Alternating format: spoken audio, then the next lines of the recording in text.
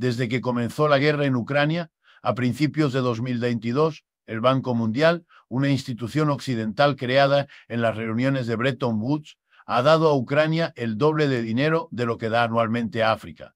Ahora déjenme recordarles, la población de Ucrania es de 39 millones de personas. La población de África es de unos 150 millones de personas. Ahora no hay justificación en la tierra para tal comportamiento excepto si estás desesperado. Estás movilizando cada centavo que puedes, no te importa la caída. Ese es el comportamiento de personas muy diferentes a lo que solíamos ver. Es como Mr. Trump terminando con la ayuda exterior a África e invitando a esos 5 tristes líderes ayer a hablar con él. El doble para la guerra en Ucrania, los 39 millones de personas afectadas, de lo que se da anualmente a 1,50 millones. Es estupefaciente si lo piensas. Piensa en el mensaje de desarrollo económico aquí. Ayudar a Ucrania básicamente arrasa con todo porque el dinero se usa para la guerra en lugar de ayudar a 1,5 millones de personas que son las víctimas del subdesarrollo económico por excelencia en el mundo en que vivimos. Realmente es asombroso. Me parece que los Brexit ya son una transformación histórica. El hecho de que si sumas, sé que lo he hecho antes, quiero que pensemos en ello. Si sumas el PIB, ya sabes, el Producto Interno Bruto de todos los países BRICS ahora, estamos hablando de aproximadamente el 35% del PIB mundial. El G7, que son Estados Unidos y sus principales aliados, si suma su PIB, estamos hablando de un 27-28%. Para mí, eso es todo. Hemos terminado. Ya no estamos donde estábamos durante los 80 años desde Bretton Woods. Es decir, en una economía mundial donde Estados Unidos y sus aliados son la potencia económica mundial obvia, y con ello la política, militar e ideológica. No somos el centro económico de la economía mundial. Estados Unidos no lo es. Y la brecha, cruzamos la línea en 2020. Así que aquí estamos 5 años después, y la brecha se ha hecho aún mayor a favor de los BRICS y en contra de Estados Unidos. Esto, en mi opinión, ejerce una presión implacable sobre Mr. Trump, sobre todos en este país, ya sea que admitan lo que acabo de decir como una estadística o no, conscientemente o inconscientemente tienen una sensación ominosa de que el paso del tiempo en sí mismo es ahora su enemigo. Y entonces hay una desesperación que viene y produce esa mentalidad de acaparamiento con la que Michael nos ha iniciado hoy. Pero esa es una mentalidad basada en una transformación material real. Y los BRICS, sospecho que en algún lugar también lo saben. No saben muy bien qué hacer. Por otro lado, están comerciando más entre sí de lo que nunca lo han hecho y no es solo comercio de emergencia. En otras palabras, no es solo Rusia vendiendo petróleo y gas a China e India porque no pueden manipular. Pero en realidad solo han sido lo que sea 16 o 17 años que hemos tenido los BRICS. Los primeros fueron solo para empezar. Ahora están claramente en marcha. Han crecido en número. Tienen los 2 niveles de participación, el miembro y el socio, si tengo su lenguaje correctamente. Y alcanzaron ese hito hace una semana o 2 cuando la cantidad total de comercio entre ellos superó el valor de 1.000.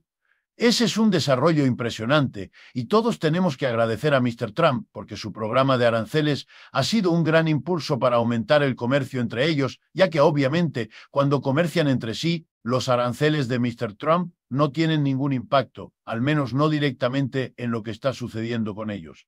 Así que estoy bastante impresionado de que, dadas todas sus diferencias en muchos temas, hayan podido permanecer juntos. Lo segundo que argumentaría es la gravización. Me gusta el término de si Michael inventó eso. Acaparar todo es una buena metáfora, pero me gustaría extenderla un poco más. El juego de los aranceles tiene una serie de beneficios. Número 1, puede exigir una cierta cantidad de tributo, aunque recordemos, al final, el tributo vendrá de los estadounidenses a un gobierno difunto. Todavía no sabemos cuánto será, al final, financiado por los otros países. A Mr. Trump le encanta hablar de los aranceles sobre lo que le hacen al otro país. En unos momentos firmaré una orden ejecutiva histórica que instituye aranceles recíprocos a países de todo el mundo. Pero la primera víctima de un arancel son los estadounidenses que tienen que pagarlo, no los extranjeros.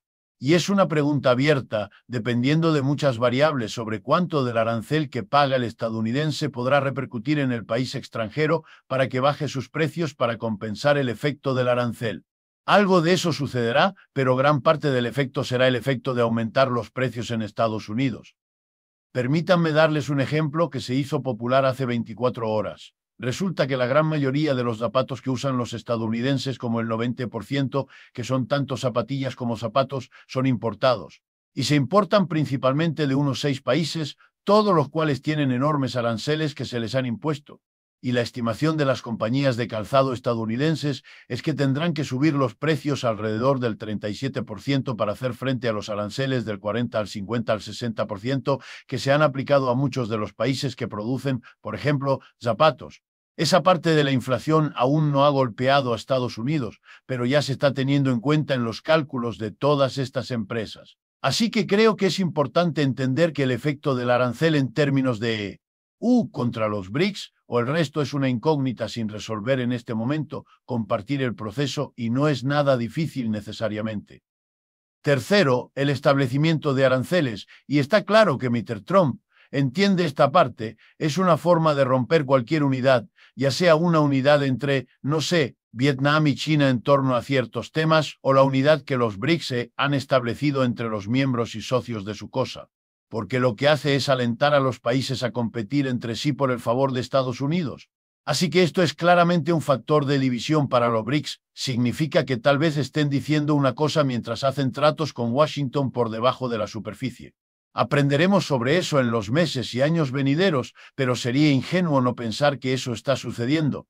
Se puede ver el impacto de esa estrategia en particular porque su mayor víctima es Europa, donde el fracaso en unirse allí se debe a que ninguno de esos países confía en el otro en términos de tratos secretos con Estados Unidos. El continente no confía en Gran Bretaña y viceversa. Francia y Alemania no confían entre sí. Cada uno se preocupa de que si van demasiado lejos en ser anti-Trump, él favorecerá a los otros sobre ellos. Bla, bla, bla. Europa ha estado sufriendo por el fracaso de cómo salió del feudalismo con todo este ruido nacionalista que les ha costado muy caro desde entonces. Si observan de cerca lo que dijo Mitt Trump sobre la amenaza a Brasil y el arancel del 50%, el argumento que presentó fue que quiere detener la investigación de Bolsonaro en Brasil por parte de los brasileños. No está contento con eso. Quiere aliados allí y quiere castigarlos debido a sus procedimientos judiciales internos, lo cual es una justificación notable para un arancel. Quiero decir, no solíamos ver ese tipo de cosas. Eso se habría mantenido en secreto que ese también era un objetivo en todo esto. Pero dada la forma en que trabaja Trump, todo esto parece ser un lío de aranceles, entrelazado con compromisos ideológicos, entrelazado con objetivos políticos a largo plazo que están mal definidos y probablemente no se puedan lograr de todos modos. Me impulsa a hacer lo que hace mi amigo Ioannis Varoufakis para encontrar el método en la locura. Y me alegro de que estemos haciendo eso y deberíamos hacerlo. Pero no debemos olvidar que hay mucha locura aquí y muchos objetivos múltiples impulsados que chocan entre sí que no van a funcionar, y eso nos ayudará a evitar ver demasiada lógica, demasiada gestión. Y así termino no siendo tan crítico con los BRICS, aunque solían hacerlo. ¿Podrían hacer más? Sí. ¿Podrían haber ido más lejos? Sí.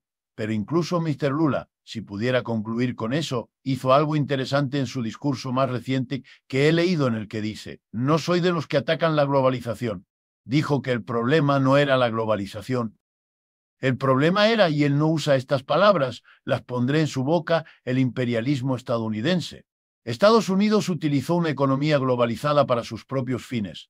Mr. Lula quiere que todos entiendan que la globalización todavía está en la agenda y él, por su parte, la favorece. Y veo allí el eco de los chinos que apoyan el libre comercio y todos los demás y reposicionan el mundo en torno a esta vieja lucha capitalista, el libre comercio contra el proteccionismo. Y se están convirtiendo inteligentemente en los campeones de un régimen de libre comercio frente al proteccionismo estrecho y retrógrado. Recuerden, MAGA, retrógrado. Y eso creo que es una imagen muy poderosa y cambia. Cambia un poco lo que es el mundo avanzado y lo que es el mundo menos desarrollado. Y sustituye, y eso es lo que Michael, en cierto modo, está pidiendo. Está sustituyendo no la estrategia de desarrollo económico que queda por explicar, sino que está reconceptualizando muy inteligentemente lo que está sucediendo en el mundo en torno a la globalización, el proteccionismo. Eso y es muy diferente de lo que Estados Unidos está tratando de construir como la forma de entender la economía mundial. Estados Unidos se está cerrando mediante un muro de protección.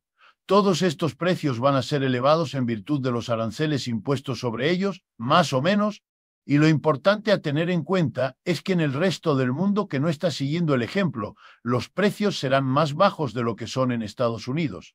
Algunos más bajos, algunos menos bajos, pero más bajos. Y eso comienza a incorporarse a los sistemas de precios fuera de que se vuelven más y más diferenciados de los precios protegidos por el monopolio dentro de Estados Unidos. Y eso significará que Estados Unidos, como totalidad capitalista, estará en una posición competitiva deteriorada con el resto del mundo, porque todos los insumos aquí tendrán un precio más alto que sus equivalentes fuera de la zona de protección. Ese no es un arreglo sostenible. O para decirlo de otra manera, eso se convertirá en sí mismo en un mecanismo que con el tiempo deteriora y aísla el capitalismo de Estados Unidos del resto del mundo. Así que esa tampoco es una estrategia viable. Puede parecer en los primeros momentos en que Mr. Trump lo lanza como una especie de notable innovación notable, pero todos sabemos que la historia del capitalismo es la historia de las oscilaciones entre el libre comercio y la protección. No somos los primeros en pasar por eso, y la fase de protección, que llega cuando el libre comercio no funciona, siempre resulta ser un callejón sin salida. De hecho, es por eso que volvemos al libre comercio de nuevo, porque tenemos una repulsión contra los problemas de una protección.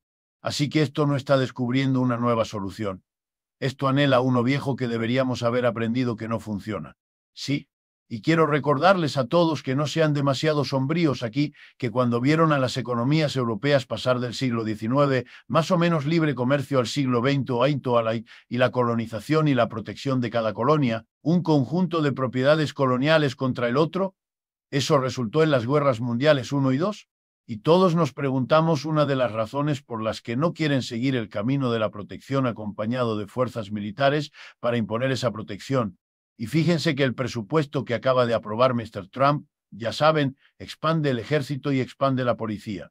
Eso es la llamada seguridad nacional. Todo lo demás se recorta porque hay que centrarse en la protección en todos los sentidos de esa palabra que ha llevado a la guerra una y otra vez, especialmente cuando el país asediado intenta impedir que los demás se protejan. Ya saben qué pasa si los BRICS y cuándo, no estoy sugiriendo que lo hagan, si los BRICS se sentaran y, como unidad, respondieran a los aranceles de Estados Unidos con un arancel uniforme entre ellos, donde son un mercado común y Estados Unidos es el excluido. La gente con memoria verá aquí la mismísima evolución de los imperios coloniales, el americano, el británico, el alemán, el japonés, que fueron las causas de las mayores guerras mundiales del siglo XX que la raza humana ha visto jamás. Y esto no es una solución. Cuando Mr. Trump interrumpe el comercio mundial poniendo un arancel a todo el mundo, se entiende bien que esto cambia todas las cadenas de suministro mundiales. No sabemos a dónde van a ir los barcos. No sabemos qué barco va a estar vacío en una ruta, en un tramo de su ruta, por lo que no puede ir de aquí para allá. Porque incluso si tuviera un transportista de carga para ir allí, no tiene una carga comparable para volver debido a que si estás involucrado con una cadena de suministro globalizada, estás en problemas. Vas a tener múltiples efectos arancelarios añadidos unos a otros y vas a tener una incertidumbre extrema. China y los BRICS es a donde se trasladó la cadena de suministro de fabricación en los últimos 40 años. Son los que menos necesitan las rutas de suministro internacionales. La gente no lo entiende. Dependen de las exportaciones, sí, en una medida notable. ¿Eso los hace vulnerables a los problemas de la cadena de suministro? Sí, hasta cierto punto. Pero la ironía es que la mayor parte de la fabricación en el mundo necesita insumos de muy lejos. China no. China ha internalizado todo eso en una medida notable que compensa su dependencia de la cadena de suministro global. Pero para Europa y América, nada lo compensa. Se han despojado de los componentes de la cadena de suministro. Son totalmente vulnerables. Larry Barra de General Motors, fabricante de automóviles estadounidense, y el tipo que está al frente de Ford han estado explicando diligentemente tanto a la prensa como al Congreso las complicadas cadenas de suministro de las que depende su producción de automóviles. Por eso tienen que estar involucrados en todo. Incluso para los coches fabricados en Estados Unidos, su dependencia de las cadenas de suministro es lo que hemos estado haciendo durante el último medio siglo. Mientras tanto, China se ha estado reuniendo en sí misma e incluso más en sus aliados BRICS, por lo que no son vulnerables de la misma manera. Nadie parece ser capaz de juntar eso. Y lo que eso significa es que cuando lo haces, terminas con la siguiente suposición notable de que esta interrupción de la economía mundial es más costosa para Occidente y América que para China. China está en una mejor posición para hacer frente a esto que nosotros, y lo estamos haciendo nosotros. Esto es como tener un duelo con un espadachín hábil y tú nunca has tocado uno. Y cuando se organiza el duelo, te preguntan qué armas eliges y eliges espadas. Eso es una locura porque el otro tipo es un experto. Este juego de aranceles de Trump tiene que ser el acto de una persona que nunca se lo pensó bien o que nunca escuchó a los asesores que le explicaron, aquí está el costo si haces eso. Invertimos 350.000 de dólares, ya saben al detalle. La mayor parte de ese dinero fue gastado por el gobierno de Estados Unidos en corporaciones e individuos de Estados Unidos. Ahí es donde siempre va la mayor parte de ese dinero. Va a las grandes corporaciones que tienen buenos contratos con el Departamento de Defensa y que recogen el dinero. ¿Es dinero estadounidense que financia la economía estadounidense por medio de la guerra allá? Sí, pero ya saben, no es dinero que de alguna manera se ha ido. Y luego decir que los europeos gastaron solo 100.000, lo cual está asegurado por los depósitos del arma de Rusia que son ilegales. Los europeos, por cierto, no los han tocado de hecho porque legalmente sus propios abogados les han dicho que no pueden hacer eso. Tienen que adjuntar los intereses devengados por ese depósito, pero no los depósitos en sí mismos. Así que no es correcto decir que están asegurados. Son muy inseguros. Y luego finalmente está haciendo un trato porque está muy disgustado por la muerte. Bueno, a unos pocos kilómetros de distancia, puedo mostrarle imágenes mucho más horribles de personas muertas y niños muertos en Gaza, lo que no parece molestarle en absoluto. Pero los de Ucrania, ¿estos son realmente de qué demonios estamos hablando? Y luego nos pides, lo cual está bien, que hablemos sobre el nuevo acuerdo. Quiero decir, el acuerdo es entre Estados Unidos, que no tiene ningún derecho sobre Ucrania en absoluto, y el gobierno de Ucrania, ya sabes, estaba fuera del poder por su propia constitución hace muchos meses. Mr. Zelensky no es un gobierno constitucional. No tiene derecho a firmar nada a menos que tenga una elección. No ha tenido una elección. Nada de esto importa. Todo esto es teatro político aquí. Los británicos tienen un acuerdo con Zelensky, posiblemente incluyendo las mismas tierras raras. Nadie sabe cuál es el valor de todo eso. Esto es una postura, y la razón es porque las partes involucradas no pueden llegar a un acuerdo.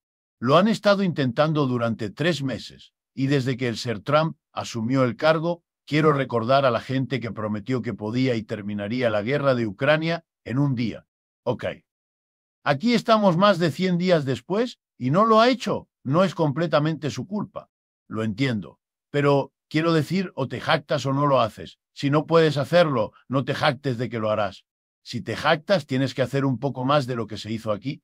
La mejor suposición que tengo, y ciertamente esta es la opinión mayoritaria de la prensa en Europa que miro, es que Estados Unidos ha tomado la decisión de alejarse de este conflicto, que cualesquiera que sean los esfuerzos que hizo entre la oposición de los rusos y la oposición de los ucranianos, Estados Unidos no va a forzarlo entre los dos, entre tú y yo.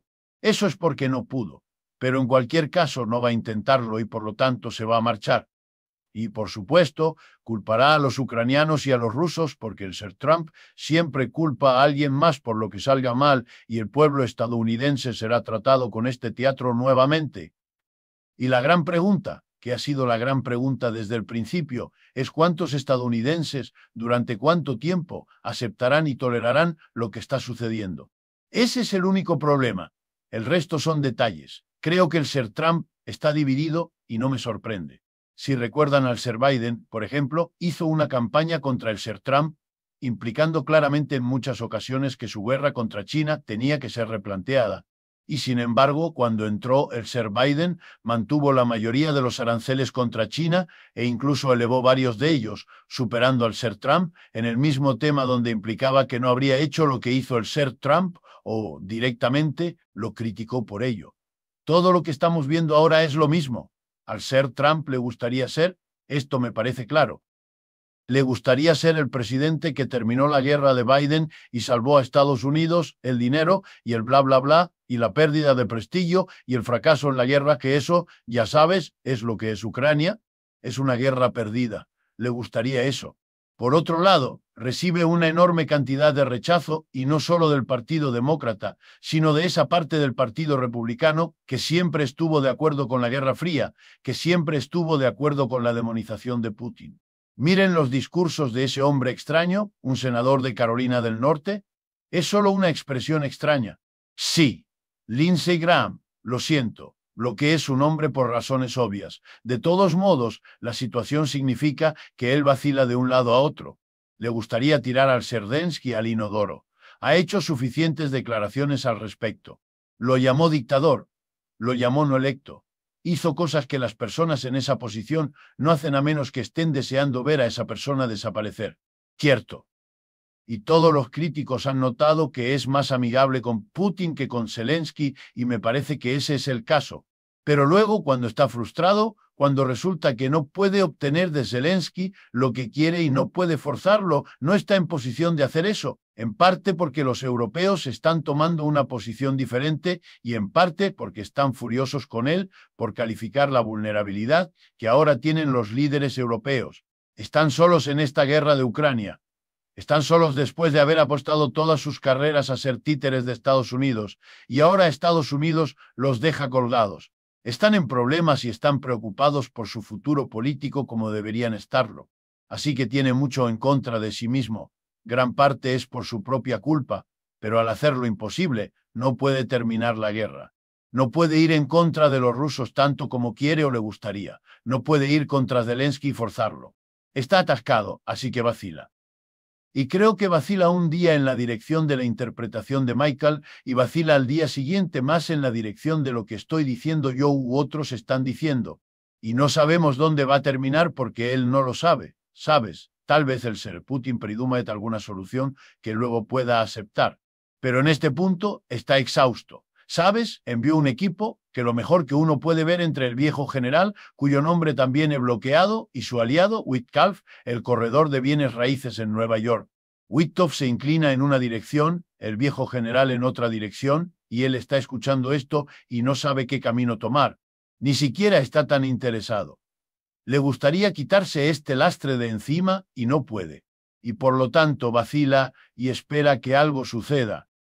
Y se molesta cuando los rusos envían misiles a Ucrania, y se molesta si los ucranianos envían sus misiles, hasta que alguien le dice que fueron los asesores estadounidenses de allí quienes realmente enviaron el misil. Y entonces se molesta por no saberlo. Quiero decir, existe una tendencia a pensar, debido a nuestra sociedad ideológica, que lo que está haciendo el gobierno es un plan de acción cuidadoso, elaborado, lógico y organizado. No lo es. Es más que normal, e incluso normalmente no lo es, pero con Mr. Trump es especialmente caótico, en parte porque no quiere a nadie que pueda amenazarlo. Quiere la libertad de hacer lo que quiera. Razona correctamente que ha podido convertirse en presidente sobre esa base. ¿Por qué debería cambiar? Así que no va a cambiar. Va a hacerlo de la manera que le parezca en el momento. Miren lo que ha hecho con los aranceles. Los usaré como ejemplo. Tiene a su alrededor asesores económicos. ¿Conozco a algunos de ellos? Le han explicado la siguiente verdad económica simple. La inversión de dinero es algo manejado por los empleadores. Los empleadores son el 3% de la población de Estados Unidos. El resto de nosotros, el 97%, no estamos empleados. ¿De acuerdo? Así que los asesores le dicen que el determinante más importante de la inversión es la probabilidad de que sea rentable. Si es rentable y hay una buena probabilidad de ello, haces una inversión. Si es rentable pero es demasiado incierto, te echas atrás. Si Mr. Trump sube a arancel un día, lo baja al día siguiente, exime a alguien de él un día, exime a alguien más al día siguiente, lo que está haciendo es enseñarle al mundo que es incierto cualquier cálculo de rentabilidad que haga, lo que significa que van a echarse atrás, lo que significa que va a tener una recesión. Esto no es bueno. El problema es que Mr. Trump quiere ser el centro de atención. Quiere que Mary Barra de General Motors llame y diga, no puedo hacer ningún plan con General Motors. Va a perjudicar nuestra planta, nuestras fábricas en Michigan, en Kentucky, en Tennessee.